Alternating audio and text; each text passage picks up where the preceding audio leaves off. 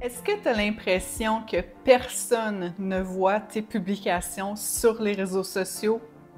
Eh bien, ne t'inquiète pas, tu n'es pas toute seule dans cette situation-là. Beaucoup ont cette impression-là. Dans la vidéo d'aujourd'hui, je vais te partager 5 astuces simples qui vont t'aider à booster ta visibilité sur les réseaux sociaux et ce sont des choses que tu vas pouvoir mettre en application dès maintenant pour voir tes résultats augmenter dès maintenant. Je m'appelle Fanny Duhem, je suis artiste peintre et fondatrice de l'Armoire et j'aide les artistes qui veulent développer leur entreprise artistique. Je le sais que c'est possible de vivre de son art, j'y suis moi-même parvenue et aujourd'hui, j'ai vraiment à cœur de partager tous mes trucs, toutes mes astuces pour que toi aussi tu puisses y arriver. La première des astuces que tu dois faire si tu veux avoir plus de visibilité sur tes réseaux sociaux, c'est de partager du contenu varié et engageant. Donc, ne pas toujours partager le même type de contenu. Il faut faire de la variation, il faut donner des choses différentes à voir aux gens qui te suivent. Donc, essaie de varier tes publications. Donc, par exemple, tu peux mettre des photos de ton œuvre en cours. Certains artistes n'aiment pas ça, montrer ça, mais les gens adorent voir ça. Donc, tu peux vraiment avoir de beaux commentaires, de belles réactions en le faisant. Tu peux aussi partager une vidéo de ton processus créatif. Donc, si pour toi, le format vidéo est quelque chose de simple, donc avec notre téléphone, là, maintenant, on est capable de faire ça de façon assez simple et de mettre ça en ligne. Tu peux parler de ton parcours artistique. Donc, parle de toi un peu, raconte des petites anecdotes, de petites histoires pour que les gens apprennent à te connaître aussi. Donc, tu peux mettre des photos de toi dans ton atelier et glisser une petite histoire là, avec ces publications-là. Et une chose qui est super bonne à faire aussi, c'est de partager des témoignages de clients. Donc, si tu as vendu des tableaux et que les clients t'envoient des photos de l'œuvre accrochées dans la pièce chez eux, demande-leur la permission de partager ça sur tes réseaux sociaux. C'est quelque chose de vraiment super bon à montrer à ton audience et ça renforce aussi le lien de confiance que tu vas avoir avec eux parce qu'ils voient que tu fais des ventes, ils voient que les gens sont satisfaits de leur achat. Donc, n'hésite pas à demander à tes clients quand tu fais une vente s'ils peuvent t'envoyer des photos comme ça pour que tu puisses les partager sur tes réseaux sociaux. Plus ton contenu va être varié et engageant, plus tu vas capter l'attention de ton public. Tu peux aussi poser des questions en partageant ce type de photos-là. Peu importe, là, est-ce que c'est une photo de ton œuvre en cours, une photo de ton processus artistique, puis là, tu montres un peu que tu es en train de débuter un nouveau projet. Tu peux poser des questions, leur demander leur avis et tu vas voir, là, ils sont vraiment, ils se sentent privilégiés de pouvoir partager avec toi. Donc, ça va vraiment susciter beaucoup d'intérêt. La deuxième astuce, c'est ne pas tomber dans le piège de la vente. Donc oui, le but ultime en bout de ligne là, de partager notre art sur les réseaux sociaux, c'est qu'on veut vendre. Mais attention, il y a un piège. Il ne faut pas que toutes tes publications soient orientées vers la vente. Il faut plutôt adopter une approche de partage avec les gens dans le but de les faire rentrer dans ton univers, dans le but qu'ils connectent avec ton art, qu'ils connectent avec toi, qu'ils découvrent ton univers artistique. Dans ton contenu diversifié, donc quand tu varies là, tes types de publications, essaie de te montrer aussi. Ce n'est pas de partager que des photos de ton travail. Les gens sont autant, sinon plus intéressés à te connaître toi que de voir tes nouvelles œuvres en cours de création. Oui, ils arrivent en premier lieu parce qu'ils trouvent ce que tu fais beau, mais après ça, ils veulent savoir c'est qui l'artiste qui fait ça. Ils veulent apprendre à te connaître. Donc, lorsque tu varies ton contenu, essaie de t'inclure, toi, physiquement, visuellement, dans tes publications. Il faut être authentique.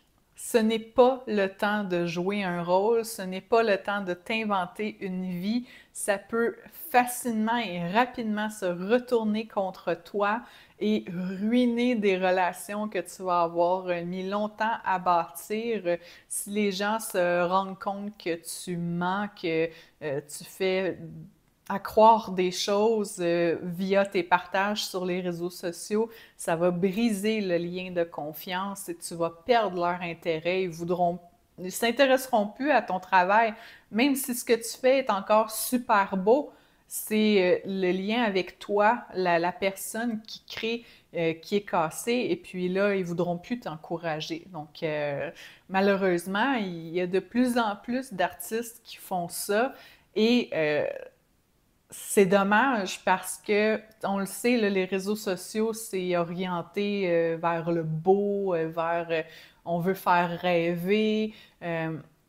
On se dit que oh, notre réalité est poche, est normale, c'est plate, donc on veut embellir un peu les choses, mais c'est pas comme ça qu'il faut voir ça. Les gens aiment l'authenticité, ils veulent voir la vraie toi, ils veulent voir ta vraie réalité, peu importe qu'est-ce que c'est.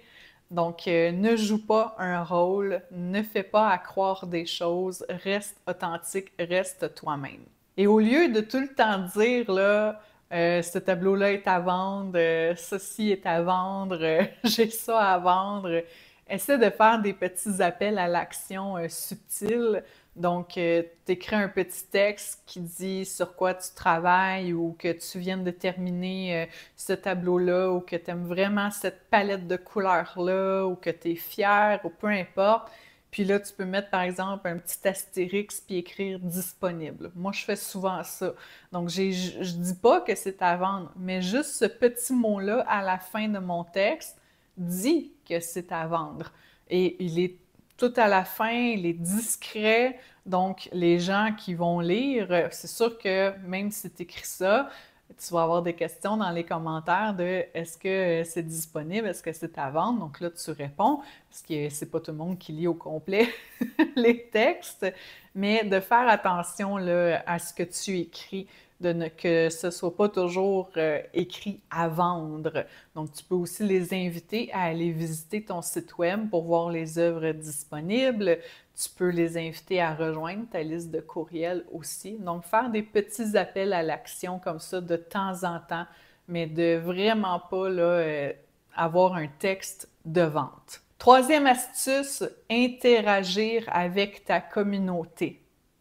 Il n'y a rien de plus plate qu'un artiste qui fait une publication, qui reçoit plein de commentaires, puis qui répond à aucun commentaire.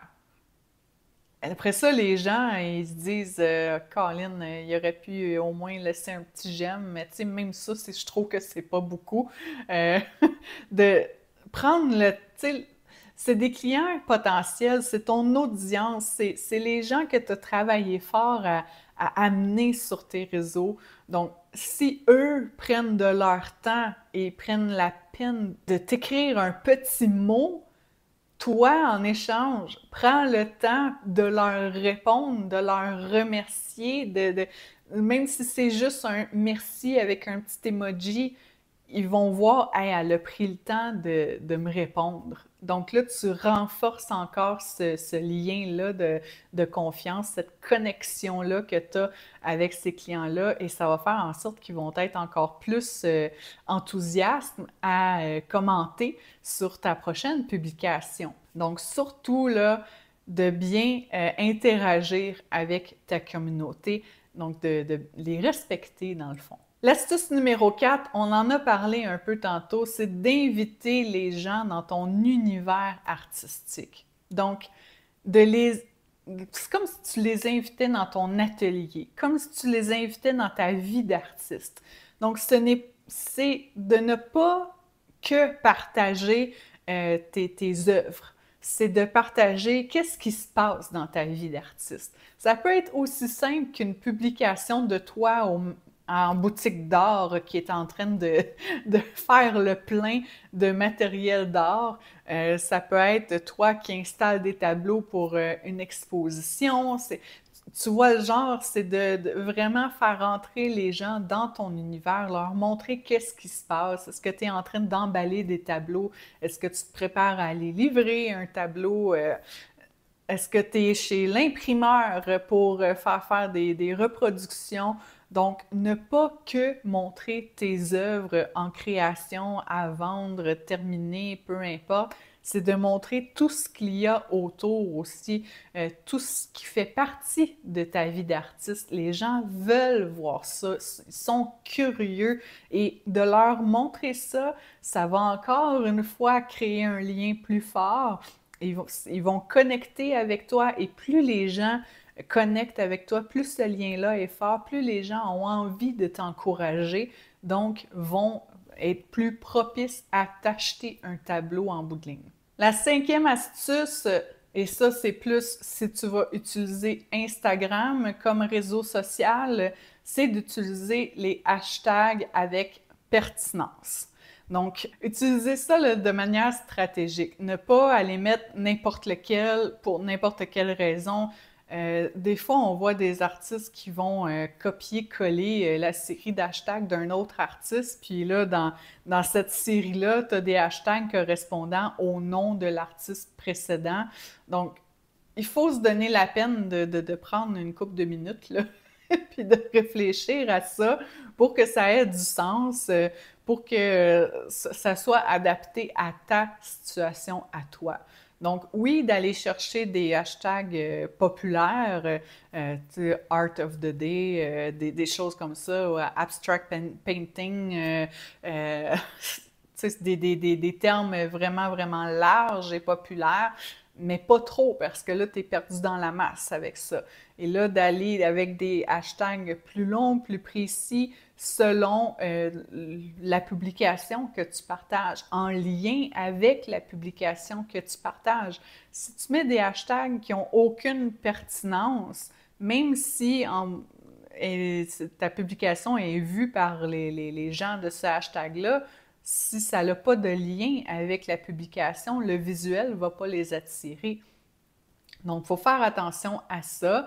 Donc, mieux vaut en utiliser moins et utiliser les bons que de toutes les utiliser, mais de mettre n'importe quoi. Parce que ça peut autant te nuire que t'aider. Donc, il faut faire attention avec ça. Sur Facebook, les hashtags, c'est pas nécessaire. C'est pas comme ça que le moteur de Facebook fonctionne par rapport à comment est-ce que Instagram fonctionne. Donc, sur Instagram, on utilise des hashtags. Si tu es du genre à dupliquer tes publications comme je fais souvent, oui, tu peux mettre des hashtags sur les deux. Mets-les vraiment au bas de ta publication pour pas que ça dérange visuellement les gens, surtout sur Facebook où est-ce qu'on voit plus de texte, là. Donc, il faut faire un peu attention à ça. Mais sinon, on les utilise là, de manière stratégique et avec pertinence. Donc, si tu suis ces 5 astuces-là et que tu mets ça en application lorsque tu vas partager tes prochaines publications, tu vas voir avec le temps, là, ta visibilité, elle va augmenter. Ça ne sera pas instantané dès la première publication parce qu'il faut laisser le temps à l'algorithme de voir les changements que tu fais, mais tu vas voir en mettant ces 5 astuces simples-là en application, tu vas vraiment voir un changement dans tes résultats. Si tu as aimé cette vidéo et que tu as trouvé ça utile, je t'invite à laisser un petit pouce en l'air, un petit j'aime. Ça va m'aider à faire voir la vidéo à d'autres artistes comme toi qui aimeraient ça avoir ces petites astuces-là. Et j'aimerais ça aussi t'inviter à t'inscrire au bootcamp Comment vivre de ton art. Donc, c'est un bootcamp où est-ce que je t'offre des vidéos de formation gratuites sur chacun des aspects du développement de l'entreprise artistique.